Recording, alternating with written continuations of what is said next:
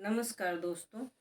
हम लोग महाभारत की कथा थोड़ा बहुत सब जानते हैं और कुछ जो महाभारत के सीरियल्स बने थे उनमें भी देखकर कुछ ज्ञान बढ़ा था हम लोगों का। लेकिन मेन जो श्रीमद् भागवत गीता है और वह सरल तरीके से प्राप्त है और हिंदी संस्कृत गूढ़ संस्कृत में भी मिल जाता है, सरल हिंदी में भी इसका ट्रांसलेशन मिल जाता है, इसका अनुवाद मिल जाता है, भाषिक कह सकते हैं। और अलग अलग जगह में हर जगह आप जैसा चाहेंगे वैसा सिर्फ हिंदी भी पढ़ सकते हैं, संस्कृत और हिंदी पढ़ सकते हैं, या सिर्फ संस्कृत भी पढ़ सकते हैं। मेहनत करने से सब भाषा पढ़नी, बोलनी, लिखनी आसान हो जाती है। तो मैंने भी वही किया है। मैं रोज़ प्रयास कर रही हूँ और धीरे धीरे कठिनाई कम होती जा रही है। कुछ शब्द कठिन मिलते हैं संस्कृत में, तो उन्हें एक बार में अगर नहीं बोल पाती हूँ तो फिर दोबारा भी प्रयास करती हूँ। इसी बहाने गीता पढ़ने का अभ्यास भी हो रहा है, आदत भी बन रही है और इससे जो धर्म और इससे जो लाभ मिल रहा है मैं चाहती हूँ आपके साथ शेयर करूँ, आपको भी धर्म मिले, आपको भी इसका लाभ मिले। और जो नहीं पढ़ते हैं, केवल सुनना चाहते हैं, उनके लिए तो वीडियो बहुत अच्छी चीज़ है। आप कहीं से भी सुन सकते हैं, मेरा वीडियो भी सुन सकते हैं।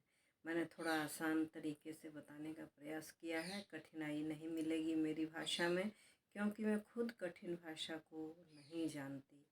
सरल भाषा में मैं अनुवाद करती हूँ और मुझे लगता है कि जन साधारण के समझ में आ जाती होगी। सॉरी। तो अभी तक मैंने 45 श्लोक तक विदुर नीति से शुरू किया है पढ़ना। विदुर नीति के 45 श्लोक में 2 या 3 वीडियो में मैंने अपलोड किया हुआ है और इसके आगे आज मैं पढ़ना शुरू कर रही हूँ। विदुर को बहुत ही विद्वान और नीतिज्ञ माना जाता था और वह हमेशा दूसरे को अच्छी सलाह दिया करते थे।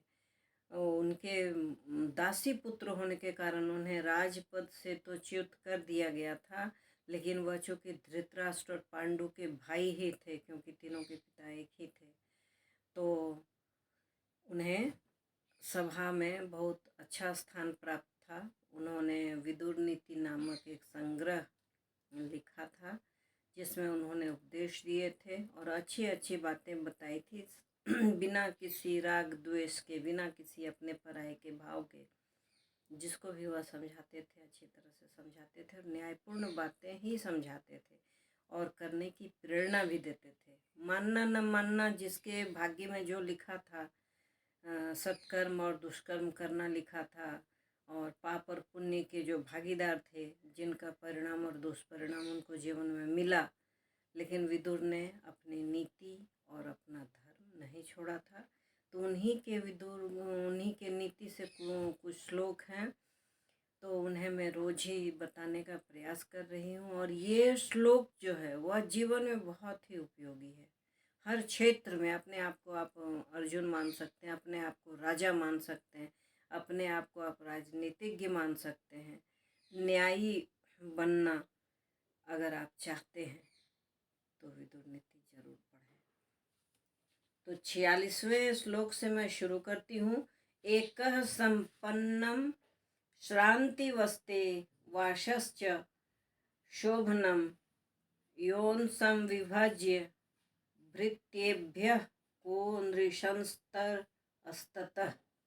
जो अपने द्वारा भरण पोषण के योग्य व्यक्तियों को बांटे बिना अकेले ही उत्तम भोजन करता है और अच्छा वस्त्र पहनता है, उससे बढ़कर क्रूर कौन हो सकता है। यहाँ बात आती है एक देश के मालिक को, राजा को, आज के समय में शासक को, और घर में पिता को, जिसके आश्रय में पूरा देश, पूरा राज्य या पूरा परिवार हो। और उसको बिना बांटे स्वयं भोजन कर ले, स्वयं सुख से रह ले, स्वयं अच्छे वस्त्र पहन ले, उससे बड़ा क्रूर कोई नहीं हो सकता है। एकः पापानि कुरुते फलम भुक्ते महाजन भोक्तारो विप्रमुच्यते उच्यन्ते कर्ता दोषेण लिप्स्यते।